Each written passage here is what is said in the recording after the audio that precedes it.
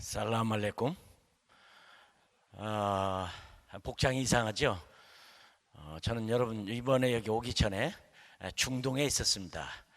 오만에 갔고 에미레이트에, 그리고 사우디아라비아를 가게 됐는데, 오만에서 만난 그 현지인이 저에게 선물로 이 아라빅 카프를 이렇게 하나 주어서 써보니까 참 좋아요.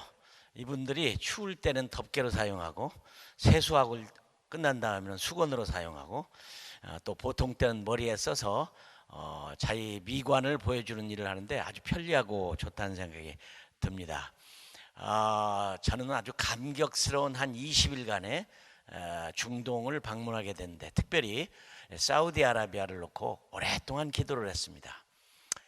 가장 큰 미전도 종족, 저는 항상 꿈이 미전도 종족이 복음화 되면 우리 주님 오신다고 하는 마태복음 24장에 14절에 생명을 걸고 삽니다. 전생애를 이 천국 복음이 모든 민족에 증언되기 위하여 온 세상에 전파되리니 그제야 끝이 오리라. 오랫동안 기도했습니다. 하나님, 사우디아라비아에 들어갈 수 있는 기회를 주세요. 작년 9월 달에 드디어 그 땅이 문이 열리면서 들어가게 됐는데, 사우디아라비아는 공항에 사우디아라비아에 오신 것을 환영합니다라는 글귀가 없는 유일한 공항, 여행이 허락되지 않은 나라였기 때문에 사우디아라비아에서 사역하시는 분들도 많이 있겠지만 그런 나라였는데, 제가 리야드에 도착하자 보니까 아주 이쁜 여인의 그림을 그려놓고 Welcome to Arabia. 저는 가고 싶은 마음은 우선 땅을 밟으면서 동시에 이 땅은 주님의 것이고 이 땅에 살고 있는 사람도 주님이 지으신 주님의 백성입니다 라는 선포를 할 마음이 있었어요. 너무 오랫동안에 갇혀있고 갈 수 없었던 곳, 그 땅을 놓고 기도를 했는데 정말 감격스럽고 감격스러운 사우디아라비아에 방문이 이번에 있었고, 마음껏 사우디아라비아를 돌아다니면서 하나님이 마지막 남은 미전도 종족에 무슨 일을 하고 있는가를 눈으로 볼 수 있는 그런 현장이었습니다. 특별히 제가 가고 싶었던 것은 여러분이 아마 책을 통해서도 읽었고 미국에서 나오는 유명한 요즘의 영화 패턴스 오브 에비던스라든지 아니면 모서스 컨트로버시라든지 이런 것으로 그렇게 해도 이제 문제가 됐던 출애굽의 경로가 애굽에 있는 그 땅이냐 아니면 사우디아라비아에 있는 그 땅이냐, 저도 가보지 않았기 때문에 몰랐고 학문적으로만 이해를 했었는데, 실제로 가서 보니까 성경이 가장 확실한 대답이라는 걸 저는 알게 됐습니다. 학자들이 그렇게 하는 것도 굉장히 중요하지만 학자들에 대해서 고맙게 생각하지만, 저는 학자들보다는 성경 자체가, 학자들이 반대를 한다고 해도 성경이 말하는 것은 확실하다는 것을 경험하게 되는데, 특별히 제가 모세가 왕궁에서 태어나서 40년 동안 소위 말하면 그런 그 금수저의 삶을 살았습니다. 흙수저로 태어나서 금수저로 살았어요. 마이크가 좀 이상한데요? 예, 이거 사용해 볼까요? 그러다가 사람을 죽이고 결국은 도망가서 미디안, 우리가 아는 대로 사우디아라비아로 도망을 가서 아내를 만나고 이드로라고 하는 장인을 만나고 그 이드로 타운이라고 하는, 요즘에는 알바드라고 불리우는 동네에서 40년을 삽니다. 근데 어느 날 저는 이제 출애굽기 3장 1절을 읽다가 아주 고통스러웠어요. 그 3장 1절에 보면 모세가 장인 이드로의 집에서 양을 치는데 하나님이 호렙산에서 그를 불러서 하나님의 사람을 세우는 장면이 나옵니다. 그 3장 1절을 읽으면서 이런 괴리감이 들었습니다. 40년 광야에서 살면서 40년 왕궁에 살았던 삶에 합치면 80년을 겨우 나이 80이 됐는데 장인 집 이드로의 집에서 양을 치고 새끼 밥은 먹고 살고 있는 모세의 모습, 이게 사람일까? 아니, 야곱은 어떻게든 그가 욕심이 있었습니다.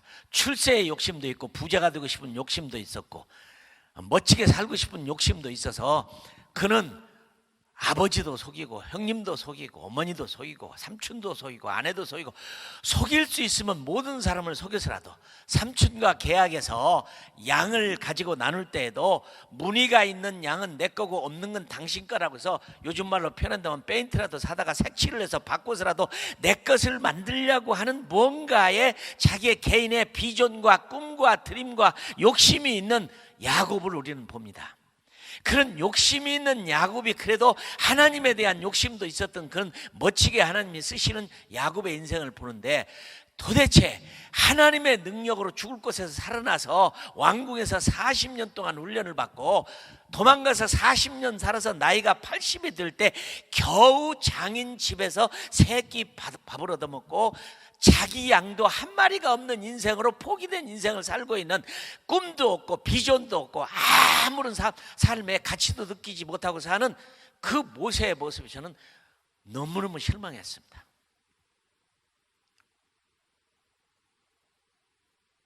그리고 그 동네를 가봤어요. 과거에 그 동네를 봤으면 그런 희망이 안 생길 것 같은 생각이 들더라고요. 주위에 있는 산들, 아주 삭막하고 힘든 광야, 그런 곳에서 하나님이 불러서 그렇게 쓰시려고 하는데 그렇게도 안 하려고 하는 그 인간의 아주 무지한 본능의 모습을 보는 게 괴로웠습니다. 그런 동네를 가보고 싶었어요. 갔어요.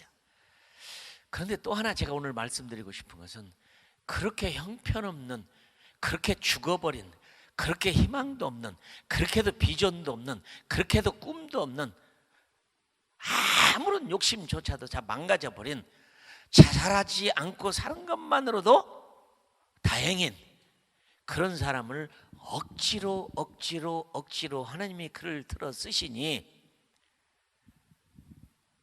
그가 애굽 땅에 가서 바로 앞에서 자기 백성을 구하기 위해서 멋지게 쓰임받고 그들을 인도해서 아카바만 제가 가서 보니까 15km의 거리, 바다 거리가 밑에 깊이가 800m의 깊이. 근데 그 자리만, 오직 그 자리만, 출애굽을 했던 자리만 그렇게 해도 건너기 좋도록, 다른 지역은 2000m, 2300m 막 그렇게 깊은 곳이었는데 거기만 하나님이 만들어진 걷는 거리를 통해서 건너서 수르강야를 거쳐서 마라를 건너서 엘림에 도착해서 엘림에서 바위를 때려서 물이 갈라진 르비딤을 거쳐서 바로 그 옆에 살고 있었던 장인이, 모세가 80살에 부름받았으면 장인은 100살을 넘었을 겁니다. 100살 넘은 장인 이드로가 다시 돌려보냈던 모세의 두 아들과 아내를 데리고 와가지고 시내산까지 인도하는 과정을 이번에 밟으면서 너무 위대하게 쓰임받았던 모세의 경을 다시 느끼게 됩니다. 하나님 멋있다. 그렇게 형편없는 사람을, 자살이라도 할 것 같은 아무런 욕망도 없는 그를 불러서 이렇게 이스라엘 백성들을 250만이라고 하는 적어도 그렇게 많은 사람들을 이끌고 3500년 전에 아무것도 없는 그 광야를 걸었다. 감동적이더라고요. 시내산에 가서 시내산에 한번 끝까지 올라가고 싶은데 나는 도저히 올라갈 수가 없었어요. 얼마나 험하고 험한 곳에 2년 20일 2개월 20일 있으면서 10계명을 받고 5계명을 기록하고 모든 율례를 만들고 성막을 짓고, 또 놀라운 사실은 가서 보니까요, 성막을 지을 만한 나무가 한 것도 없는 곳이에요.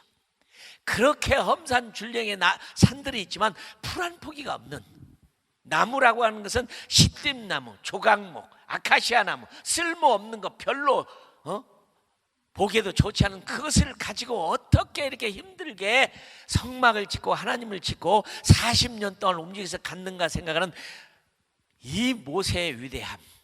와, 그 자리를 밟으면서 저는 감동, 감격, 참 황홀함을 느꼈어요. 3500년 전으로 돌아가서. 그런 그가 드디어 이제 비스가산 가까이 와서 하나님께 이런 기도를 합니다. 하나님, 나도 고생했는데 저 가난 복지를 나도 좀 들어가면 안 되겠습니까? 근데 성경에 보면 하나님이 화를 내십니다. 쓸데없는 얘기, 그런 기도는 2번 하지 말아라. 너는 들어갈 수 없느니라. 나는 그 차가운 하나님의 말씀에 소름이 끼쳤어요. 그토록 죽어서 안 하겠다고 안 가겠다고 하는 것을 억지로라도 가서 그런 일을 해오고 죽을 힘을 다해서 죽기를 자청하고 그 어려운 고통 가운데 나는 여러분들이 가능하다면 한번 그 광야길을 가봤으면 좋겠어요. 제가 그 당시에 그 사람들 중에 있었다면은 저는 고라 자손과 똑같이 땅이 갈라 지진 나서 땅속에 들은 죽은 자가 나일 거라고 생각했어요. 나는 그때 그렇게 광야를 건너가는 그 대열 중에 내가 꼈다면 나는 자살을 했든지 죽든지 고라 자손과 함께해서 죽었을 것이라는 확신이 들더라고요. 이런 곳을 가면서 이렇게 살면서 불평하지 않냐고. 다른 사람들은 도대체 어떤 사람들이냐? 그런 사람들을 데리고 40년 동안 광야를 가서 그곳을 들어가고 싶다고 기도하는 그 모세의 기도를 하나님은 이런 직하에 끊어버리고 다시는 그런 기도하지 말아라. 화를 내시면서 너는 들어갈 자격이 없다. 너는 못 들어간다.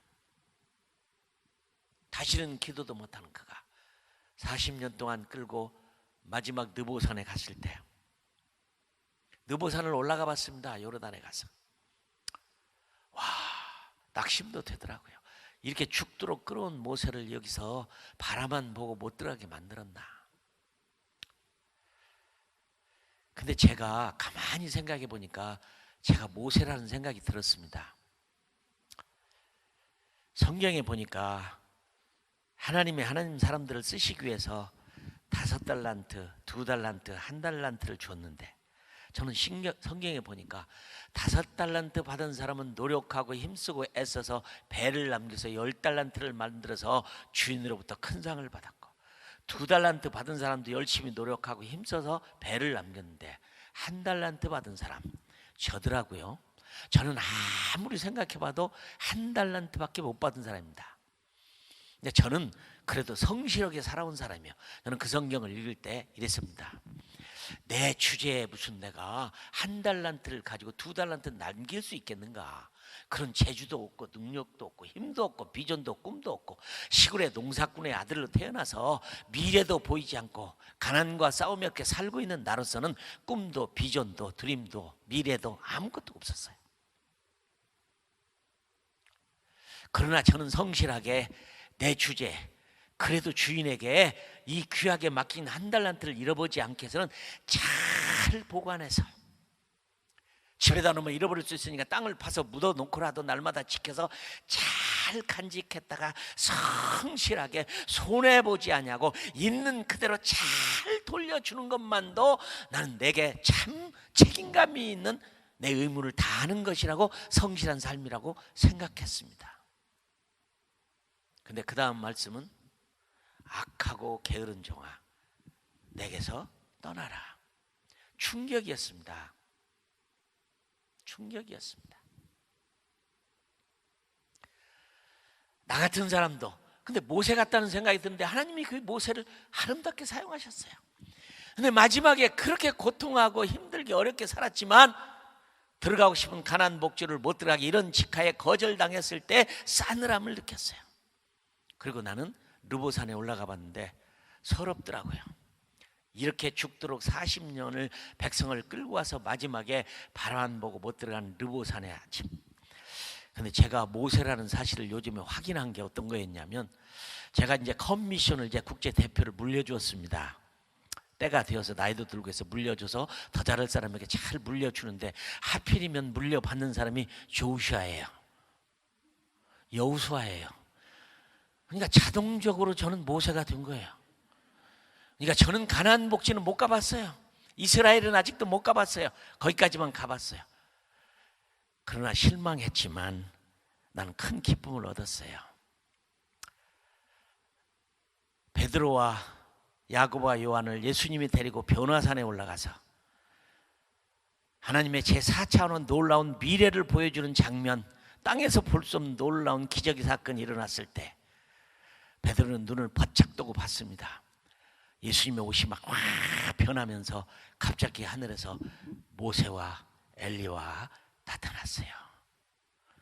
나는 모세는 그렇게 일 죽도록 하고 가나안 복지도 못 들어가서 천당도 못 들어가지 않나 그런 고민도 했어요. 아닙니다. 하나님은 너무도 멋지게 그를 천국의 대표로 세워서 예수님과 만나는 장면 얼마나 멋있어요. 만일에 모세가 들어갈 수 있었다면 어떤 일이 일어났을까요? 굉장했을 겁니다. 최고의 대우를 받았을 겁니다. 위대한 영웅이 됐을 겁니다. 권력을 장악할 수 있었을 것입니다. 좌지우지할 수 있었을 것입니다. 우리가 부름받고 우리가 주님의 일꾼이 되고 주님의 성도가 된 것은 무엇 때문입니까? 나를 위해서입니까? 아니죠. 그가 부름받은 것은 하나님을 위해서. 오늘 여러분도 여기도 저도 똑같이 온 것은 하나님을 위해서 살도록 부름받은 거죠. 로마서 1장은 내가 그리스도를 영접하는 순간에 나는 나가 아닙니다. 그리스도의 것이라. 그리스도의 것이라. 내 의지나 내 생각이나 내가 가지고 있는 고집이나 이것은 안 됩니다.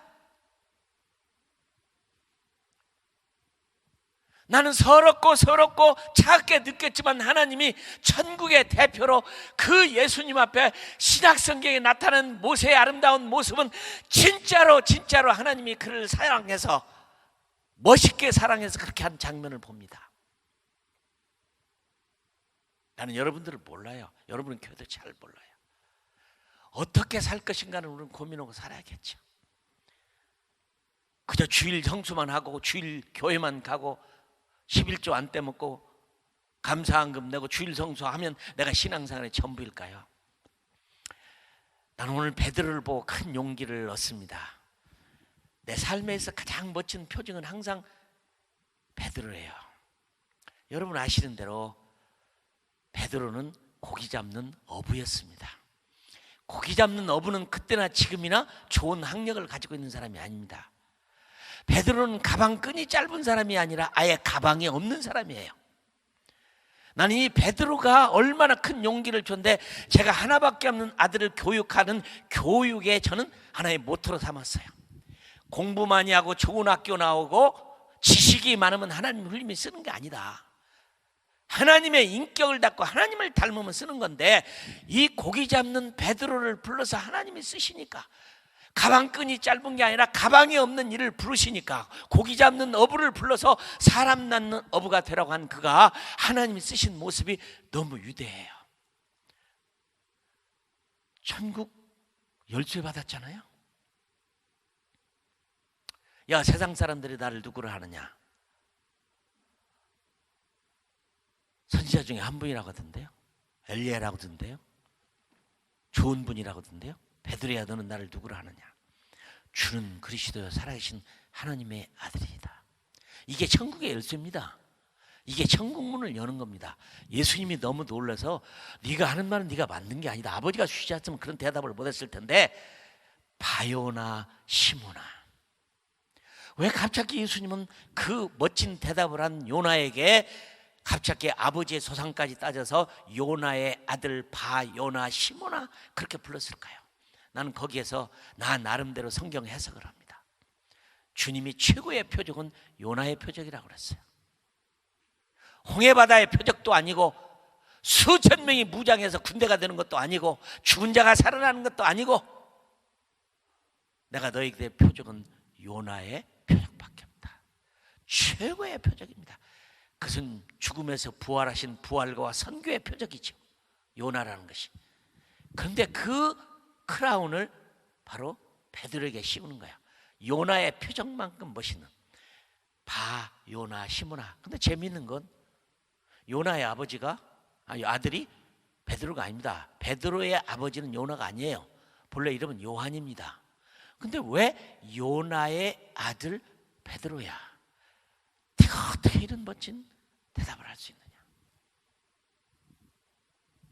요나 같은, 아마 베드로의 아버지의 별명이 요나가 아니었나 생각이 돼요.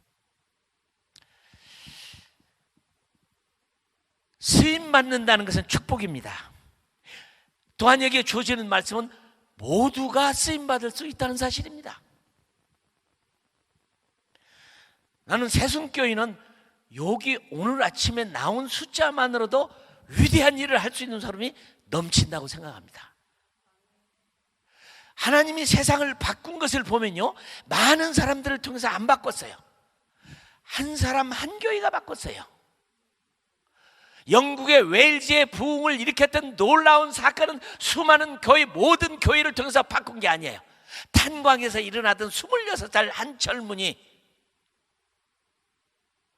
이반 로버츠라고 하는 한 26살 먹은 젊은이 때문에 영국 전체가 뒤집어지는 그 유명한 웨일즈의 부흥이 일어났어요.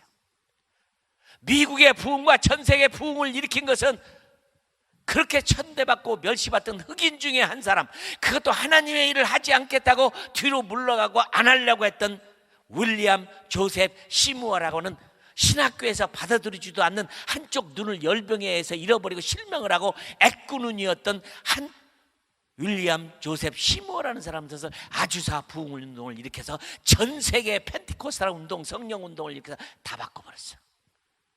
1907년도에 일어났던 한국당 평양산정연교회의 부흥회에 길선주 장로님의 한 사람의 회개 때문에 대한민국이 뒤집어지고 세계하는 국가가 될 수 있었고 한 교회가 바꿨어요. 여러분들 여기 왜 앉아 계세요? 베드로를 사용하신 주님, 저희가 오늘 말씀 기회를 줘서 한 제목 가지고 한 설교 가지고 3번 다 할 수 있는데 하고 싶은 마음이 안 생겼어요. 베드로 시리즈를 한번 해보고 싶어서. 너무 많은 얘기라. 하나님이 쓰시면, 무디는 구두방에서 굿굽는 친구였어요. 별 볼 일 없는 친구였어요. 하나님이 들어 쓰시니 그 위대한 드와일라이트 무디가 됐죠. 영국을 뒤집었던 한 부흥사였던 사람이 있어요. 스미스 위글스워스. 그 사람은 설교집은 누가 편집을 해도 읽기 힘들어요. 배운 게 없어가지고 글자를 모르는 사람이었어. 결혼을 했는데 다행히 글자를 아는 부인을 만나서 부인한테 글자를 배워서 나이 50이 된 다음에 그는 배관공으로 살다가 아내를 만나고 주님을 만나서 나이 50이 넘어서 전 세계를 뒤집고 바로 이 호주 땅에서 와서 호주 땅을 또 뒤집고 간 사람이 스미스 위글스워스예요. 읽지도 못하고 쓰지도 못한 그를 하나님이 사용하십니다. 저는 사우디아라비아에 마지막으로 갔을 때 이게 마지막 미전도 종족. 그런데 놀랍게도요, 그 안에 지하교회가 사우디아라비아 사람이 아니지만 외국인들이 한 지하교회가 2,000개가 넘는다면 믿으시겠어요? 그들이 다 몰려서 예배드리고, 그리고 더 놀라운 것은 사우디아라비아에 예수 믿는 사람이 있다는 사실을 알게 됐어요. 근데 주로 주부들이에요. 어떻게 해서 그들이 예수를 믿었는가? 꿈과 환상을 통해서 그를 몰래 키우고 있는 선교사님들, 아주 은밀한 가운데. 놀라운 것은요, 사우디아라비아가 너무너무 변했어요. 종교 경찰이 하나도 없어요. 다 사라져버렸어요. 그렇게 무시무시하게 히잡을 쓰지 않으면 벌금 물고 감옥에 집어넣고 죽이고 하던 그 무시무시한 종교 경찰이 그냥 깔려있던 사우디아라비아에 단 한 명의 종교 경찰이 없을 만큼 사라져버렸어요. 히잡을 쓴 여인들에게 사진 한번 찍읍시다. No problem. 옛날 같으면 큰일 납니다. 그런 말을 했다가 맞아 죽습니다. 사진 한번 찍자. 기꺼이 와서 그 히잡을 입고 사진을 찍어줘요. 여러분, 이런 것이 올라왔어요. 사우디아라비아 여자가 히잡을 벗어서 발복 받고 있는 것을 사진을 찍어서 SNS에 올렸어요. 하나님의 시대입니다. 난 누가 사우디아라비아를 갈지 모르겠어요. 난 지금까지 선교 전략가로서, 운동가로서, 선교사로서 수없는 나라들 다니면서 그동안 전략적인 선교 사역을 해왔어요. 지코이라든지 타겟이라든지 텐포리 윈도라든지 언리시드 피플 그룹이라든지 AAP라든지 온갖 선교 운동을 다 했어. 모든 종족에게 교회를, 모든 사람에게 복음을, 이 세대의 세계 복음화를 마치자. 우리가 가지 아니하면 주님은 못 오신다. 별 얘기를 다 했는데, 내가 이번에 여기에 와서 히스토리 교회에 강사로 와서 깜짝 놀란 것은 최고의 선교 구호를 내가 발견했어요. 살아있으면 선교해라. 아직까지 내 발견한 선교 구호 중에 이처럼 강력한 내가 슬로건을 본 적이 없어요. 살아있으면 선교해라. 살아있으면 일해라. 숨쉬고 있거들랑 주님 기도하세요. 숨쉬기 있거들랑 전도하세요. 숨쉬고 있거들랑 선교하세요. 코로나 바이러스는 무슨 경고입니까? 주님 나라가 빨리 와야 된다는 경고가 아닐까요? 난 네 가지로 봅니다. 코로나가. 첫째는 마지막 때 징조로 주시는 하나님의 징벌이라. 이걸 보고 못 깨달으면 안 되죠. 난리와 소문과 전쟁과 불법과 질병과, 이것이 마지막 때의 징조입니다. 두 번째로, 그것을 일으킨 중국이 문제입니다. 그렇게 핍박하고 고통 주고 선교사를 쫓아내고 교회의 십자가를 무너뜨린 그 나라가 이 땅에 존속할 수가 없습니다.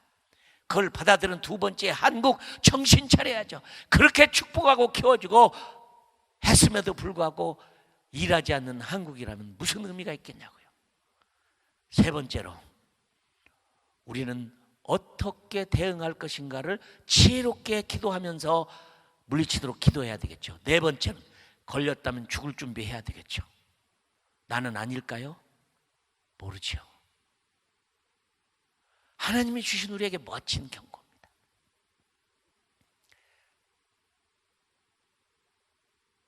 얼마나 멋져요. 나는 가장 멋진 것은 오늘 본문에 있는 말씀입니다. 베드로가 제 9시에 기도하러 가는데 거지가 뭔가 받고 싶어서 바라보고 있을 때, 미안하다, 나는 은도 금도 내게 없다.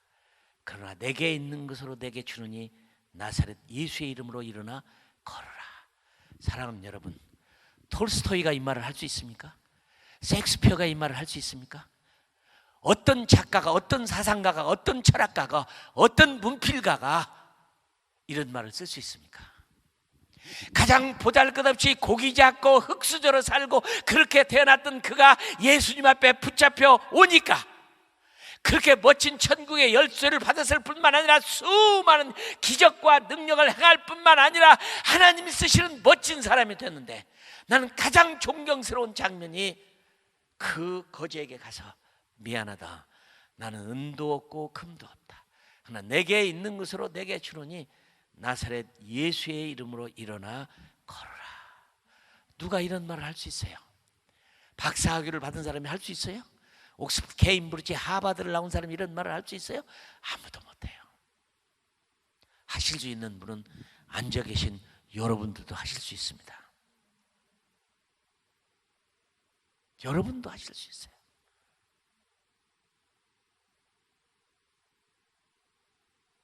나는 여러분이 정말 마지막에 멋있게 하나님 나라를 위해서 쓰임바 되기를 주님의 이름으로 축원합니다. 축원합니다. 저에게 엄청난 큰 용기를 주었던 것은 한국에 저를 파송한 교회가 참 부자 교회였고 좋은 교회였고 큰 교회였고, 저는 양복이 무거울 만큼 죽도록 충성하고 일했습니다. 그 교회가 저를 충성스럽게 여겨서 최선을 다했다고 해서 첫 번 선교사로, 공로 선교사로 감비아에 보내줬어요. 그런데 15년 동안 저를 보내놓고 우리 교회가 선교비를 한 번도 보낸 적이 없어요. 난 지금 생각하면 얼마나 고마운지 몰라요. 무엇이 용기를 준 줄 알아요? 베드로가 용기를 줬어요. 우리 집 아이를 보낼 학교가 없었어요. 선교사 학교가 없었기 때문에 원주민 학교를 보냈지만 베드로가 용기를 주었어요. 가방끈도 없는 그를 하나님이 사용하시니까 이렇게 멋진 하나님의 사람이 됐다. 나는 제가 기대한 그대로 이루어졌어요. 굶어 죽을 것 같은데 하나님이 한 번도 굶은 적이 없어요. 가버나움에 갔을 때 베드로가 예수님과 함께 성전에 들어갔는데 회당장이가 옆구리를 꽉 잡았어요. 야, 베드로야, 너희 선생은 세금 안 내냐? 2드라크마. 낸다. 물어보지도 않고 낸다고 대답했어요. 예수님이 불렀어요. 베드로야, 너 돈 있냐? 저 없는데요. 왜 그럼 낸다고 그랬어? 예수님 돈 없으세요? 나 돈 없는 것도 알잖아.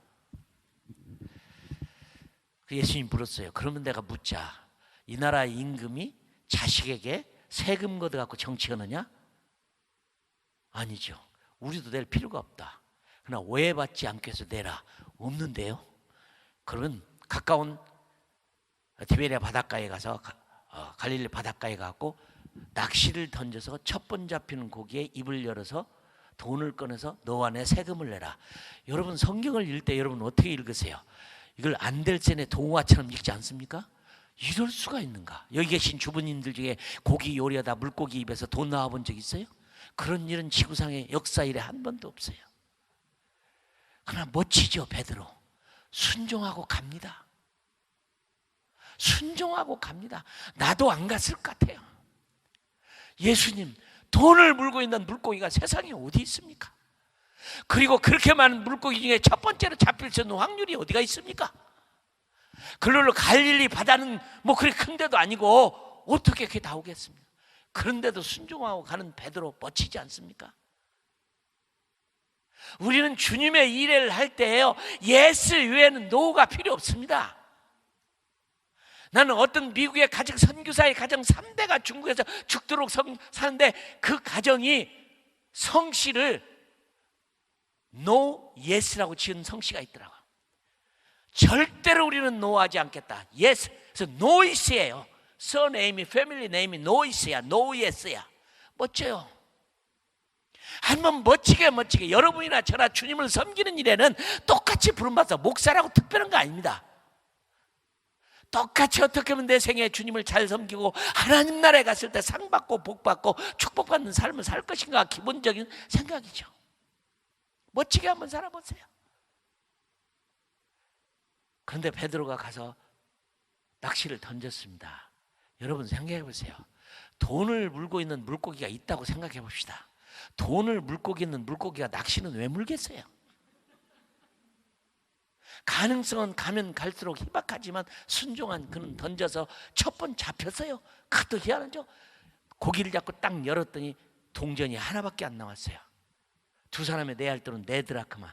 딱 열었는데 동전이 하나 나왔는데 딱 동전을 보니까 한 세겔. 한 세겔은 너무도 멋지게 4드라크마예요. 남지도 않고 모자라지도 않고 딱 채워주시는 하나님. 오늘 일부 예배에 나오신 여러분들, 나는 고민이 됐어요. 내가 한 번 가가지고 우리 새순교회 갖고 말씀 준 거에서 무슨 변화가 있겠나?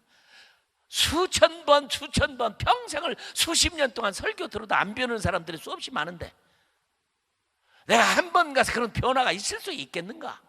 어떻게든 목사님의 송 목사님 목회를 돕고 여러분을 도와서 내가 여러분의 인생에 뭔가 충격을 주고 태풍을 일으키고 변화를 주는 말을 한마디 해야 되지만 나는 그럴 자신이 없어요. 그런 능력도 없고요. 저는 1달란트 받은 사람이에요. 그러나 하나님이 1달란트라도 남기게 살도록 인생을 주신 게 얼마나 고마워요. 너무도 정확하게 한 세겔이 4드라크마로 세겔을 나게 하는 거, 저는 경험하고 삽니다. 저희 아내는 서서 이랬어요. 이럴 수가. 여러분의 신앙생활 가운데 이런 감탄사를 내면서 사십니까? 이럴 수가. 이런 기도응답, 이런 멋진 일, 나같이 1달란트도 안 된 나를 써주시는 하나님. 하나님 나를 왜 보냈고 왜 살고 있는가? 뭘 해야 될 것인가? 베드로의 변신. 저희 집 아이는 미국에 와서 공부를 했죠. 가고 싶은 대학에 원서를 냈죠. 그건 당연히 떨어지는 거였죠. 공부를 해본 적이 있어야죠. 가고 싶은 대학에. 그래서 떨어졌어요. 근데 재미있어요. 총장에게 편지를 썼어요.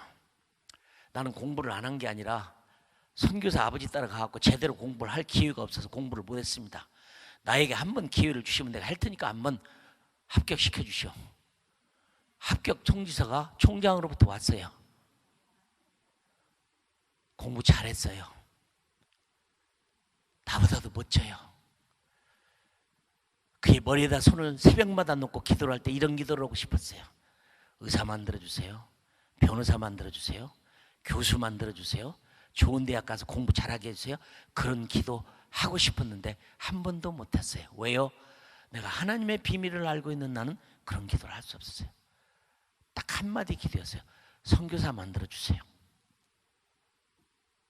내 마음하고는 거리가 멀었지. 선교사 만들어주세요. 어느 날 저희 아내가 와서 그랬어요. 여보, 우리 집에 경사 났습니다.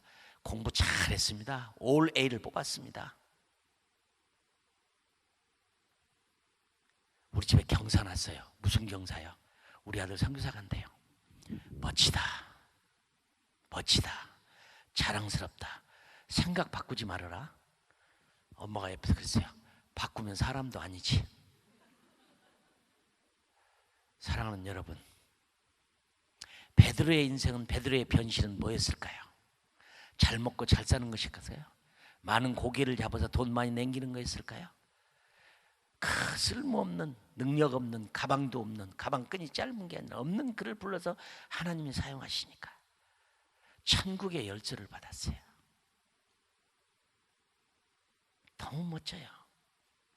모세, 그렇게도 형편없는 그 사람, 아주 저주벌 같은, 나이 80 될 때까지 장인 집에서 새끼 밥 얻어먹고 빈대부터 사는 이 사람, 전혀 쓸모없는 사람을 하나님이 들어 쓰시니 위대한 영웅이 됐어요. 천국의 대표 인물이 됐어요. 스미스 위글스워스, 무디. 오늘 여러분들은 그런 분들보다도 훨씬 뛰어나서 오스트레일리아까지 오셔서 사실 수 있는 능력 있는 분들이야. 새순교회 여러분이요, 일어나세요. 해보세요. 모두 쓰임 받을 수 있어요. 쓰임 받아야만 해야 돼요. 이렇게 살아서는 안 되는 세상에 살고 있어요. 멋지게 쓰임 받아서 하나님의 사람들은 쓰임 받기를, 베드로의 변신이 곧 나의 변신이요, 우리의 변신이요, 현대 교회에 주어지는 변신이라고 믿습니다. 저는 오늘 베드로 시리즈를 말하고 싶어요. 원하시면 다 들으세요. 멋진 인물, 하나님의 손에 들리면 여러분, 들린 여러분이 되기를 주님의 이름으로 축원합니다. 기도하겠습니다. 하나님,